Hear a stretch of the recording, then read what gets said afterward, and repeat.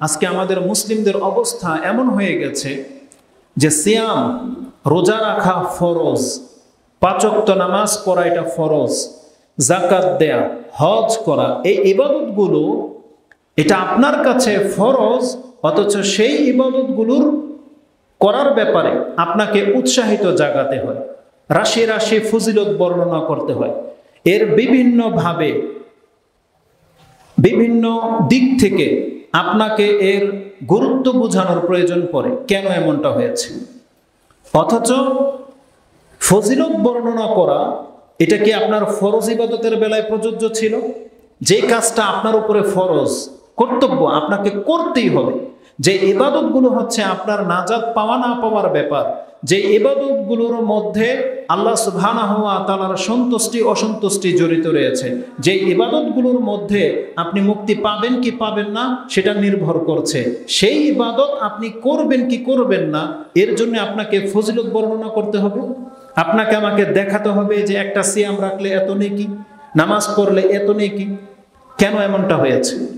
অথচ আপনি ভুলে গেছেন আপনার এই ইবাদতের মধ্যে আপনার নাজাত নিহিত রয়েছে। ইবাদতবিহীন কোনো ব্যক্তির ইসলামও টিকবে না, আর কিয়ামতের মাঠে সে মুক্তিও পাবে না। তাহলে সেই কথাগুলো কেন আপনাকে ফজিলত বর্ণনা করতে হবে? অথচ যেটা ছিল আপনার রবের সাক্ষাৎ পাওয়ার একান্ত মাধ্যম। আমি আপনাকে একটা জিনিস দেখাই, আজকে আমরা যারা ইবাদত ছেড়ে দিয়েছি, আমরা নাজাত পাবো কি পাবো না এটা নিয়ে আমরা ভাবি না, কিন্তু আমি আপনাকে এটা স্মরণ করিয়ে দেই, এই পৃথিবীতে বহু মানুষ আছে যারা সালাত আদায় করেছে, যারা সিয়াম রেখেছে, যারা সাদাকা করেছে, যাকাত দিয়েছে, যারা হজ করেছে, তারপরেও তারা জাহান্নামী। এই কথাটা মাথায় রাখেন। আপনি তো ইবাদত ছেড়ে দিয়েছেন, আজকে মুসলিমরা তার ফরজ দায়িত্ব ছেড়ে দিয়েছে, কিন্তু কোরআন হাদিস থেকে আমরা পাচ্ছি এমনও মুসলিম আছে যারা 5 ওয়াক্ত সালাত পড়েও জাহান্নামী, যারা সিয়াম রেখেও জাহান্নামী, হজ করে হাজি হয়েও জাহান্নামী। আর এর বর্ণনা স্পষ্ট কোরআন হাদিসে রয়েছে। একটা হাদিস নিয়ে নেন, ইমাম মুসলিম রাহিমাহুল্লাহ তিনি তার কিতাবুল ঈমান 1 নম্বর অধ্যায় তার 81 নম্বর পর্বে জিসরে জাহান্নামের যেই বর্ণনা আসছে, যে সর্বশেষ ব্যক্তিকে আল্লাহ যে জান্নাত দেবে এবং বিচারের মাঠে মুনাফেক আর মুমিনদের যে একটা ডিভাইড করা হবে, পৃথক করা হবে, সেই হাদিসে আপনি পেয়ে যাবেন। হাদিসটা প্রায় 1.5 পৃষ্ঠায় রয়েছে। হাদিস নাম্বার হচ্ছে 334, 343 পেয়ে যাবেন। 81 নম্বর পর্বে ইমানের অধ্যায় ইমাম মুসলিম কোট করেছেন। হাদিসের বর্ণনাকারী হচ্ছেন আবু হুরায়রা রাদিয়াল্লাহু তাআলা আনহু। অনেক লম্বা হাদিস, তার মিডলে একটা পয়েন্ট রয়েছে, যখন আল্লাহ জান্নাতি আর জাহান্নামীর বিচার কাজ ফয়সালা হয়ে যাবে, জাহান্নামীদেরকে জাহান্নামে ফেলে দেবে, জান্নাতীদেরকে জান্নাতে ঢোকার পারমিশন হয়ে যাবে, ওই মুহূর্তের ঘটনা। আল্লাহ সুবহানাহু ওয়া তাআলার দয়া যে আল্লাহ ওই যে পাপী যারা পাপ করার কারণে জাহান্নামে নিক্ষিপ্ত হয়েছে তাদেরকে আল্লাহ সুবহানাহু ওয়া তাআলা বের করার ইচ্ছা পোষণ করবেন। মুসলিম হওয়ার কারণে তাকে আল্লাহ চাইবে যে ওদেরকে জাহান্নাম থেকে মুক্ত করবেন, আল্লাহ চাইবেন। এর জন্য আল্লাহ শাফাতের সুপারিশের ব্যবস্থা রেখেছেন। প্রথম বলা হবে ফেরেশতাদেরকে, তোমরা যার জন্য সুপারিশ করবে তাকে মুক্তি দেওয়া হবে। ফেরেশতারা মুসলিমদের জন্য সুপারিশ করবে। তারপরে অপশন দেওয়া হবে মুমিনদেরকে, প্রত্যেকটা মুমিন পুরুষ এবং নারী সেই অধিকার পাবে। যারাই জান্নাতি সার্টিফিকেট পেয়ে যাবে তাদেরকে সুপারিশ করারও অনুমতি দেওয়া হবে।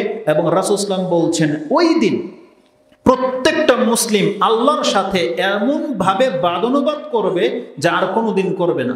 আল্লাহর সাথে এক পর্যায়ে তারা কায়েমনে আল্লাহকে ধরবে, তর্ক করবে আল্লাহর সাথে যে আল্লাহ অমুককে নাজাত দেওয়া হোক, আল্লাহ অমুককে মুক্ত করে দেওয়া হোক, ও আমার ভাই ছিল, ও আমার বন্ধু ছিল, আমার এলাকাবাসী ছিল, আমরা একসাথে সালাত আদায় করতাম, একসাথে সিয়াম আদায় করেছি আল্লাহ, আমরা একসাথে হজে গিয়েছিলাম আল্লাহ, ও ভালো লোক ছিল। এইভাবে তর্ক করবে।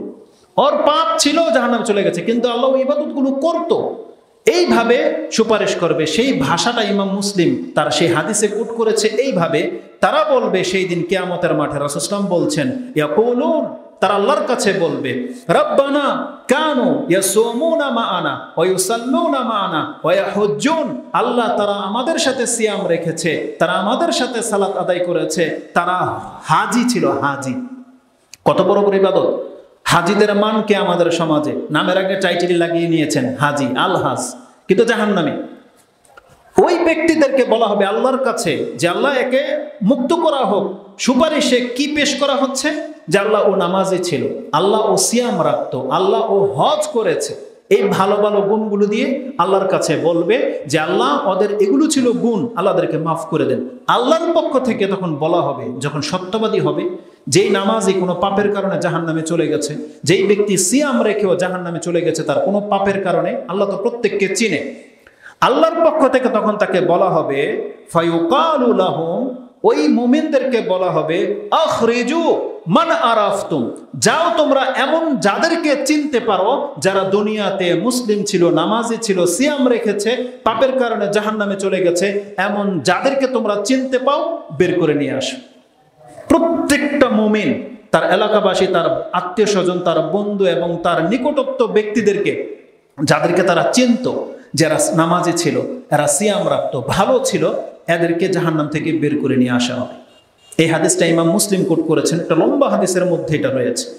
এই হাদিসটি আপনি এখানে শাফাতের প্রমাণ পাচ্ছেন যে মুমিনরা আরেক মুমিনের জন্য শাফাত করবে, সুপারিশ করবে, এটা একটা প্রমাণ হলো। দ্বিতীয়, আমি যেই জন্য এই হাদিসটা আপনার কাছে পেশ করলাম সেটা কেন, যে এই লোকগুলো নামাজও পড়েছে কিন্তু জাহান্নামে গেছে, সিয়ামও রেখেছে জাহান্নামে গেছে, হজও করেছে, ফরজ ইবাদত কিনা, তারপরও জাহান্নামে গেছে। কেন? তার পাপের কারণে। তাহলে নামাজ পড়ে, সিয়াম রেখে, হজ করে তার যে বেনিফিটটা সে পেল সেটা কি? যে এই ইবাদতগুলোর কারণে সে সুপারিশের হকদার হয়ে গেছে, যে যার ফলে আল্লাহর কাছে যখন বলা হবে আল্লাহ এরা এই ইবাদতগুলো করতো, আর আল্লাহ ভালো করেই জানে যে আপনি সেই ইবাদতগুলো করতেন, যার বিনিময়ে আল্লাহ আপনাকে জাহান্নাম থেকে মুক্ত করার ঘোষণা দিয়ে দিলেন। কিন্তু আমরা বলেন তো দেখি, যারা আমরা মুসলিমরা আমাদের ফরজ ইবাদত ছেড়ে দিয়েছি, আপনি বলেন তো যদি কাল কিয়ামতের মাঠে আমি আর আপনি আমাদের পাপের কারণে যদি ধরা খেয়ে যাই, তাহলে কি জিনিস, কোন ইবাদতটা আপনারা আমার জন্য জমা করে আমরা রেখেছি, যেই ইবাদতের বিনিময়ে আল্লাহ আমাদেরকে মুক্ত করতে পারে? সেই ইবাদতটা কি? আপনি তো 5 ওয়াক্ত নামাজই ছেড়ে দিয়েছেন, আপনি তো রমজান মাসের সিয়ামই রাখেন না, আপনি তো টাকা আছে কিন্তু যাকাত দেন না, আপনার ভাই এই মসজিদের মুসল্লি এবং এলাকাবাসী আপনাকে তো কিয়ামতের মাঠে এই কথা তো বলতে পারবেন আল্লাহর কাছে যে আল্লাহ এরা আমাদের সাথে নামাজ পড়েছে, সিয়াম রাখতে দেখেছি, যাকাতও দিয়েছে, বলতে পারবে? পারবে না। আর সেখানে কোনো ব্যক্তি হক ছাড়া মিথ্যা বলতে পারবে না আল্লাহর সামনে। যদি আপনি সত্যি নামাজি হয়ে থাকেন, আপনি যদি সিয়াম রেখে থাকেন, আপনি যদি যাকাত দিয়ে থাকেন, তখনই আপনার ভাই আল্লাহর কাছে এটা বলতে পারবে যে আল্লাহ এরা নামাজি ছিল, সিয়াম রেখেছে, যাকাত দিয়েছে। আর যদি এটা সত্য হয় তখন তাদের সুপারিশে আপনাকে আমাকে ক্ষমা করে দেওয়া হবে। তাহলে এখানে 3টা পয়েন্ট। এক, সুপারিশ পেতে হলে আপনাকে ইবাদত করতে হবে। দ্বিতীয় পয়েন্ট যেটা আমি আপনাকে দেখাতে চেয়েছিলাম সেটা হচ্ছে এরা ইবাদত করেও জাহান্নামে, কিন্তু আপনি তো ইবাদতই করছেন না। তাহলে আপনাকে কিভাবে কে নাজাত দেবে? আল্লাহ সুবহানাহু ওয়া তাআলা তো আপনাকে নাজাত দেবে না ইবাদতবিহীন। উপরন্তু আপনি দেখতে পান যারা সালাত আদায় করেন না তারা কি কোরআনের ওই আয়াতগুলোকে লক্ষ্য করেননি যেখানে আল্লাহ সুবহানাহু ওয়া তাআলা বলেছে যে দুর্ভোগ ওই সমস্ত নামাজির যারা তাদের নামাজ সম্পর্কে বেখবর, গাফেল। আল্লাহ সুবহানাহু ওয়া তাআলা সূরা মাউন 107 নম্বর সূরাতে কি বলেছেন? ফাওয়াইলুল লিল মুসাল্লিন আল্লাযিনা হুম আন সালাতিহিম সাহুন। ওই সমস্ত নামাজের জন্য দুর্ভোগ যারা তাদের নামাজ থেকে বেখবর ছিল। কি নামাজ পড়েছে ও জানে না, ওযু হয়তো ঠিক মতো করেনি, ওয়াক্তের কোনো খবর ছিল না, ঘুমিয়েছে, সকাল 9টা 10টা বাজে উঠে ফজর পড়েছে, কখনো তার জামাত ছুটে গেছে, তার কোনো কদর নেই। সে 1 রাকাত পড়লো না 3 রাকাত পড়লো, তার কোনো খবরই নেই। রুকু করে তো ঠিক মতো করে না, যা ইচ্ছা তাই। কিন্তু আল্লাহ তাদেরকে নামাজি বলেছে। আল্লাহ কি বলেছে? ফাওয়াইলুল লিল মুসাল্লিন। আল্লাহ বলেনি বেনামাজিরা ধ্বংস হবে, আল্লাহ বলেনি। আল্লাহ বলেছেন ওই সমস্ত নামাজিরা ওয়াইল নামক জাহান্নামে যাবে যারা তাদের নামাজ সম্পর্কে বেখবর ছিল, উদাসীন ছিল, নামাজ পড়েও জাহান্নামে। তাহলে যদি আল্লাহ সুবহানাহু ওয়া তাআলার কাছে নামাজ পড়েও অপরাধী হয়, তাহলে বেনামাজির কি হবে হাশরের মাঠে? আপনি পুরো কোরআন পড়েন, বেনামাজি সম্পর্কে আল্লাহ কিছুই বলেনি। আল্লাহ যেখানে শাসিয়েছে ওই নামাজকে ধ্বংসকারীদেরকে শাসিয়েছে, নামাজ সম্পর্কে বেখবরদেরকে শাসিয়েছে, মাঝে মাঝে নামাজ পড়তো মাঝে মাঝে পড়তো না তাদেরকে শাসিয়েছে। কিন্তু বেনামাজি আল্লাহ কিছুই বলেনি। তার মানে বেনামাজি আল্লাহর নজরে হচ্ছে কাফের সমতুল্য। কাফেরের যা হুকুম বেনামাজের তা হুকুম। বেনামাজের কোনো আলোচনা নাই কোরআন হাদিসে, কোনো আলোচনা নাই। যেখানে আল্লাহ সুবহানাহু ওয়া তাআলা বলেছে ফাওয়াইলুল লিল মুসাল্লিন, আপনি এই আয়াত পড়ে নামাজীদের সম্পর্কে তো আপনি কটূক্তি করেন, দেখো আল্লাহ এই নামাজীদেরকে দুর্ভোগ বলেছে, কিন্তু বান্দা আপনি তো নামাজই পড়েন না, আপনার স্টেপ তো তার চেয়ে নিচে, আপনার কি হবে? যেখানে বলা হয়েছে একজন ব্যক্তি 30 মার্ক পেয়েছে, ও ফেল, ওর কোনো মুক্তি নাই, আর আপনি পরীক্ষায় কিছু লেখেনই নাই, আপনার কি হবে? আপনার রেজাল্ট হচ্ছে ওই ব্যক্তির মতো যে পরীক্ষাই দেয়নি। আপনার খাতাতে যখন কিছুই লেখেন নাই, আর আপনি 30 পাওয়া ব্যক্তিকে দেখে আপনি টিটকারি করেন, আপনি তো কিছুই লেখেন নাই, আপনার রেজাল্ট কি হবে? ওই ব্যক্তির মতো যে পরীক্ষাই দেয়। মুসলমানই নয় যারা নামাজ পড়ে না। তেমনি সিয়াম সম্পর্কে আল্লাহ কি বলেছেন? যারা সিয়াম রাখে তাদের অবস্থাটা কি? রাসূলুল্লাহ সাল্লাল্লাহু আলাইহি ওয়াসাল্লাম আল্লাহ সুবহানাহু ওয়া তাআলার দৃষ্টিভঙ্গিকে নকল করতেছেন। ইমাম বুখারী রাহিমাহুল্লাহ তিনি তার কিতাবুল সিয়াম 30 নম্বর অধ্যায়ে হাদিসটাকে এনেছেন, যে হাদিসটা আপনি 1903 নম্বরে পেয়ে যাবেন। আবু হুরায়রা তার বর্ণনাকারী, যে ক্বালা রাসূলুল্লাহ সাল্লাল্লাহু আলাইহি ওয়াসাল্লাম মান লাম ইয়াদা কাওলা যুর ওয়াল আমালা বিহি ফালাইসা লিল্লাহি হাজাতুন আইয়াদা তাআমাহু ওয়া শারাবাহু, যেই ব্যক্তি সিয়াম তো রাখার দাবি করে কিন্তু মিথ্যা কথা ছাড়ে না, আর এই অশ্লীল কাজ মিথ্যা কর্ম ছাড়ে না, মানে সে সিয়ামও রেখেছে আবার মিথ্যাও বলে, গান বাজনার সাথে জড়িত, গীবত করে, ফিল্মও দেখে, সব চলে। রাসূল সাল্লাল্লাহু আলাইহি ওয়াসাল্লাম কি বলেছেন? এই ব্যক্তির খাদ্য ছেড়ে দেয়া, পানি ছেড়ে দেওয়া, সে খাচ্ছে না আর পান করতেছে না, আল্লাহ সুবহানাহু ওয়া তাআলার কাছে এই খাদ্য ছেড়ে দেওয়া, পানি ছেড়ে দেওয়া, আল্লাহ বলছেন তোর এটা আমার কোনো দরকার নেই, তোর মতন ব্যক্তির সিয়াম আমার কাছে কোনো মূল্য রাখে না। এটা রাসূল সাল্লাল্লাহু আলাইহি ওয়াসাল্লাম বলতেছেন। এক ব্যক্তি সিয়াম রেখেছে, এমনটা তো হতে পারতো যে রাসূল সাল্লাল্লাহু আলাইহি ওয়াসাল্লাম বলতেন যারা সিয়াম রাখে না তাদের চাইতে তারা ভালো যারা সিয়াম রাখে।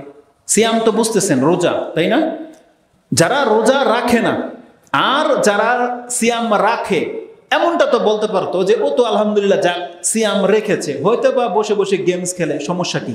হতে বসে বসে আমাদের অনেক বাপমার নেচার কি, বাচ্চাদেরকে সিয়াম রেখিয়েছে, রোজা রাখিয়েছে, টিভি চালিয়ে দিয়ে বসেছে, ও সারাদিন বসে ও ফিল্ম দেখবে, সারাদিন বসে ও কার্টুন দেখবে, ওর ফায়দাটা কি হবে? চরিত্র ঠিক হবে না কোনোদিন। এই সিয়াম আল্লাহ চায়নি যে আপনি আপনার বাচ্চাকে সিয়াম রাখাবেন ওই যে মানুষের কাছে বলার জন্য যে আমার 10 বছরের মেয়েটাও সিয়াম রাখে কিন্তু সারাদিন ওকে কার্টুন দিয়ে বসিয়ে দিয়েছে। এই সিয়াম আল্লাহ চায়নি। রাসূল সাল্লাল্লাহু আলাইহি ওয়াসাল্লাম কথাই বলেছে মান লাম ইয়াদা কাওলা যুর। এই হাদিসটা আজকেও বললাম, এবং পুরো রমজান মাসের জন্য আপনি স্মরণে রাখেন, এটা আপনার পুরো রমজান মাসের জন্য কাজে আসবে। কি আছে হাদিসে? মান লাম ইয়াদা কাওলা যুর ওয়াল আমালা বিহি, যেই ব্যক্তি মিথ্যা কথা এবং মিথ্যা কর্ম ছাড়তে পারলো না, আল্লাহ সুবহানাহু ওয়া তাআলার কাছে ওর খাদ্য ছেড়ে দেওয়া, পানি ছেড়ে দেওয়া কোনো প্রয়োজন পড়ে না। লাইসা লিল্লাহি হাজাতুন আইয়াদা তাআমাহু ওয়া শারাবা, এই ব্যক্তি শুধু পানি খাচ্ছে না আর খাদ্য খাচ্ছে না, এটা তার সিয়াম নয়। সিয়াম নয়, এটা হচ্ছে যে আমার 4 বছরের মেয়ে আমাকে মাঝে মাঝে বলে বাবা তুমি সিয়াম রাখছো আজকে, আমি রোজা রাখছি। বুঝেন কথা? ও রোজা রাখছে, আমি সিয়াম রাখছি।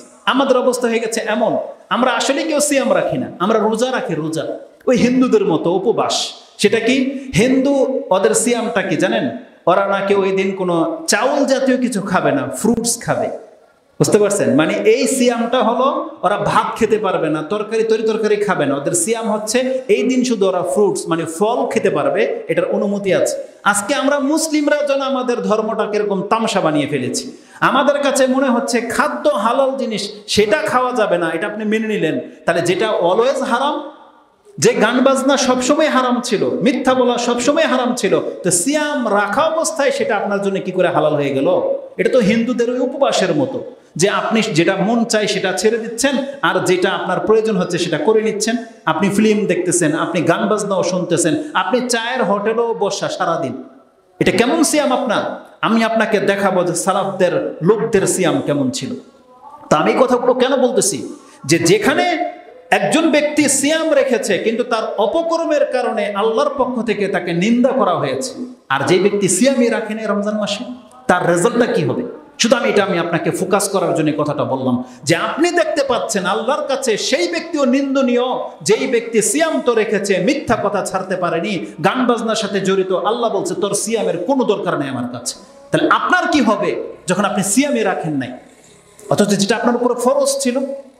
তো আল্লাহ সুবহানাহু ওয়া তাআলা আমাদেরকে এইভাবে তালকিন করতেছেন যে যেই ব্যক্তি ফরজ ইবাদত ছেড়ে দেবে অ্যাকচুয়ালি তার কোনো নাজাতই হবে না কাল কিয়ামতের মাঠে। আপনি জানেন না যে ফরজ ইবাদতগুলো এটা হচ্ছে আল্লাহ সুবহানাহু ওয়া তাআলাকে পাওয়ার একমাত্র মাধ্যম। ইমানের পরে এটাই সবচেয়ে বেশি আল্লাহ হাইলাইট করেছে কোরআন এবং হাদিস। কত আয়াত আপনি দেখবেন আল্লাহ বলছেন যেই ব্যক্তিরা কুফরি করেছে, পাপ করেছে, তারা জাহান্নামে যাবে ইল্লা মান তাবা, তবে যারা তওবা করবে। তারপরে কি বলা হয়েছে? ইল্লা মান তাবা ওয়া আমানা ওয়া আমিলা সালিহান। কত আয়াত নেবেন আপনি এই কথাটা? আল্লাহ বলতেছেন ইল্লা মান তাবা ওয়া আমানা, আল্লাহ বলছেন আল্লাযিনা আমানু ওয়া আমিলুস সালিহাত। কত আয়াত লাগবে? সব থেকে ছোট সূরার মধ্যে আল্লাহ সব থেকে কঠিন ভাবে যে কথাটা বলেছে, আল্লাহ বলছেন ওয়াল আস ইন্নাল ইনসানা লাফি খুসর, সমস্ত মানুষ জাহান্নামী, সমস্ত মানুষ ক্ষতিগ্রস্ত, একমাত্র তারা ছাড়া ইল্লাল্লাযিনা আমানু ওয়া আমিলুস সালিহাত। এটা আপনারা জানেন। তাহলে কেন আপনি শুধু ওই ইমানের উপরে ক্ষান্ত আছেন, অথচ কোরআনের আয়াত তো শুধু ইমানের উপরে ক্ষান্ত নাই। আল্লাহ তো শুধু এই কথা বলেনি যারা মুশরিক ছিল তারা ইমান আনলেই নাজাত পেয়ে যাবে। যদি এটা বলে দিত তাহলে আমরা যে ইমান এনেছি নাজাত পেয়ে যেতাম। কিন্তু আপনি জানেন হাদিসের মধ্যে কি আছে? কিয়ামতের মাঠে সর্বপ্রথম একজন ব্যক্তির ইমানের হিসাব নেওয়া হবে। ইমান প্রুফ হয়ে গেলে তারপরেই তাকে আমলের হিসাব দিতে হবে। যদি হাদিসগুলো না থাকতো যে ইমান প্রমাণ হয়ে গেলেই জান্নাতি, আজকে তো আমরা অধিকাংশ মানুষ এটাই মনে করি যে আমরা তো মুসলিম, আমরা তো জান্নাতি, বিনা ইবাদতে আপনাকে নাজাত দেওয়া হবে না। কত হাদিস লাগবে এই মর্মে? আপনাকে একটা চমৎকার হাদিস রয়েছে, আমি আপনাকে বলি। আল্লাহ সুবহানাহু ওয়া তাআলার কাছে সর্বপ্রথম আপনার আল্লাহর কাছে গুরুত্ব হলো ফরজ ইবাদতের। নফল ইবাদতের কোনো পাত্তাই পাবেন না যদি আপনার ফরজ ইবাদতে ঘাটতি থাকে। হাদিসের মধ্যে কি চমৎকার ভাবে এসেছে একটা হাদিস, যেটা ইমাম বুখারী রাহিমাহুল্লাহ তিনি তার কিতাবুল রিকাব 81 নম্বর অধ্যায়ের 38 নম্বর পর্বে গিয়ে এনেছেন যে ভালো কাজের মানে সম্পর্কে উদ্বুদ্ধ করা হয়েছে যে হাদিসগুলোতে তাওয়াযু মানে খাকসারি হওয়া, নমনীয় হওয়া, সেই অধ্যায় এনেছেন। হাদিস হচ্ছে 6502 এবং হাদিস হচ্ছে 6503, এর পাশাপাশি 6502 নম্বর হাদিস যেটা, এটাও হাদিসটি আবু হুরায়রা রাদিয়াল্লাহু তাআলা বর্ণনা করেছেন। তাতে আল্লাহ সুবহানাহু ওয়া তাআলার ওলির বর্ণনা রয়েছে। সেই হাদিসে আল্লাহর কাছ থেকে রাসূল সাল্লাল্লাহু আলাইহি ওয়াসাল্লাম কোট করে আমাদেরকে জানাচ্ছেন যে কালা রাসূলুল্লাহি সাল্লাল্লাহু আলাইহি ওয়াসাল্লাম ইন্নাল্লাহা তাআলা কাল, আল্লাহ সুবহানাহু ওয়া তাআলা বলেন, কি বলেন? মান আদা লিওয়ালিয়ান ফাকাদ আযানতুহু বিল হারব, যেই ব্যক্তি আমার ওলির সাথে, আমার বন্ধুর সাথে শত্রুতা করবে, শত্রুতা রাখবে, আমি আল্লাহ তার সাথে যুদ্ধের ঘোষণা করলাম। আল্লাহ 7 আকাশ থেকে এটা ফয়সালা করে দিয়েছে যে আল্লাহর ওলি যারা, তাদের সাথে আপনি শত্রুতা রাখতে পারেন না। যেই ব্যক্তি আল্লাহর ওলিদের সাথে, বন্ধুদের সাথে শত্রুতা রাখবে, আল্লাহ বলছেন আমি ওর সাথে যুদ্ধ করব, যুদ্ধ হবে ওর সাথে। আল্লাহ সুবহানাহু ওয়া তাআলার পক্ষ থেকে ফয়সালা করে দেওয়া হয়েছে। এই হাদিস আমরা জানি কোথায় আছে সেটাও বললাম, কিন্তু আমরা কোনোদিন কিন্তু দাবি করিনি যে আমি আল্লাহর ওলি। আমাদের কোনো আলেম আপনার কাছে কথা বলবে না যে আমি আল্লাহর ওলি, আসো আমার পা চাটো, আমার মুরিদ হও, এটা আমরা বলি না, যদিও আমাদের হাদিস জানা আছে। কিন্তু যাদের এই হাদিস শুধু জানে যে আল্লাহর ওলিদের সাথে যারা বেয়াদবি করবে, তাদের সাথে শত্রুতা যারা রাখবে, তাদের সাথে আল্লাহ যুদ্ধের ঘোষণা করবে, তাদের মুরিদদেরকে হাদিস তো শোনায়, কিন্তু কোন সেন্সে শোনায়? যে আমি আল্লাহর ওলি, খবরদার আমার সাথে বেয়াদবি করবে না, এই সেন্সে শোনায়। কিন্তু আমাদের শিক্ষক কেউ দাবি করবে না আপনার কাছে যে আমি আল্লাহর ওলি, অতএব আমার মুরিদ হও, আমার পা চাটো, আমার নজর নিয়াজ দেও। এটাই হলো পার্থক্য অন্যদের মধ্যে আর আমাদের মধ্যে। আমরা দলিল জানি, কিন্তু আমরা এই কথার দাবি করার ক্ষমতা রাখি না যে আমি আল্লাহর ওলি। কারণ আমি আল্লাহর ওলি কি ওলি না, এটা আমি বললে কাজ হবে না, এটা আল্লাহকে বলতে হবে। আল্লাহ যদি বলে যে হ্যাঁ মাহমুদ আমার ওলি, তখনই গ্রহণযোগ্য হবে। কিন্তু আমি মাহমুদ যদি সারা দিন ভরে চিৎকার করেও বলি আল্লাহ আমার ওলি বা আমি আল্লাহর ওলি, কোনো কাজ হবে না। এটা যে কেউ বলতে পারে, যে কেউ দাবি করতে পারে, কিন্তু ফয়সালাটা কিভাবে হবে? আল্লাহ বলতে হবে। এখন আপনি যাদেরকে আল্লাহর ওলি বলে বিশ্বাস করে নিয়েছেন, যার মুরিদ হলেন, এই আয়াতটা আপনার উপরে কবে নাজিল হলো যে আল্লাহ বলেছে যে এটা আমার ওলি? কে বলেছে এটা? যেই ব্যক্তিদেরকে আপনি আল্লাহর ওলির সার্টিফিকেট লাগিয়ে দিয়েছেন, আল্লাহ বলেছে সে আমার ওলি। আপনি যদি বলেন যে আমি আপনার বন্ধু, এখন আমি যদি প্রমাণ দেই বা বলি হ্যাঁ আমার বন্ধু, তখনই গ্রহণযোগ্য হবে। যদি কোনো ডিফেন্সের লোক এসে ধরে আর যদি আপনি বলেন যে আমি এই ইমাম সাহেবের বন্ধু, এখন আমাকে যদি ধরে, আমি যখন স্বীকার করব যে হ্যাঁ এটা আমার বন্ধু, তখনই আমার সাথে লিঙ্ক হবে, নাকি ও বলে দিলেই হইল? একটা ধরা পড়েছে আর আমার বলে দিলে আমার বন্ধু হয়ে যাবে? আর আমি যদি এখন ধরা পড়ে যাই আর আমি যদি কোনো নেতার নাম বলি, যমুক নেতার বন্ধু আমি, এখন নেতা যদি বলে হ্যাঁ এটা আমার বন্ধু, তখন কার্যকর হবে, নাকি আমি বললে কাজ হবে? প্রত্যেক চোর তো এই কথাই বলে, যমুক ইন্সপেক্টর আমার ভাই, অমুক নেতা আমার খালু, এটা সব চোরই বলে। ওই নেতাকে বলতে হবে হ্যাঁ এটা আমার ভাতিজা, এটা আমার বন্ধুর ছেলে, আমার রিলেটেড, বললে তখন আপনার গ্রান্টেড হবে, তা নাহলে হবে? সব চোর এই কথাই বলে। তো সব পাপী এই কথাই বলবে যে আমি আল্লাহর বন্ধু, আমি আল্লাহর ওলি। যেমন দেখেন না আমাদের সমাজে রাষ্ট্রীয় কোষাধ্যক্ষের কিছু নেতাদের সাথে ছবি এবং ভুয়া সার্টিফিকেট এবং সিগনেচার বা স্টিকার দিয়ে তারা ধান্দা করে বেড়ায়। ওগুলো দেখিয়ে দেখিয়ে বলে যে আমি প্রশাসনের লোক, আমি এটা করতে পারি সেটা করতে পারি, লাখ লাখ কোটি কোটি টাকা কামিয়ে নিচ্ছি। ওই একই ধান্দা আমাদের সমাজের ইসলাম ধর্মের ওই ধর্মের যাজকরাও করে। তারাও আল্লাহর ওলির সার্টিফিকেট দিয়ে আপনার নজর নেওয়া সব নিয়ে নিচ্ছে, আপনাকে জান্নাতের সার্টিফিকেট আপনার কাছে বিক্রি করতেছে, কিন্তু আপনি একবার প্রমাণ তলব করেননি যে আপনি যে আল্লাহর ওলি, এটা প্রমাণ কোথায় আছে? আর যদি আপনি আল্লাহর ওলি দাবি করেন, প্রমাণ চান, আপনাকে ওই যে মাটি দিয়ে মিষ্টি বানিয়ে দেখিয়ে দিবে। ওই যেগুলো প্রমাণ, একজন এসে ধাই করে সেজদায় পড়ে যাবে। কিন্তু আল্লাহ সুবহানাহু ওয়া তাআলার ওলি হওয়ার জন্য কিন্তু এগুলো শর্ত নয়। আল্লাহ সুবহানাহু ওয়া তাআলা বলছেন প্রত্যেকটা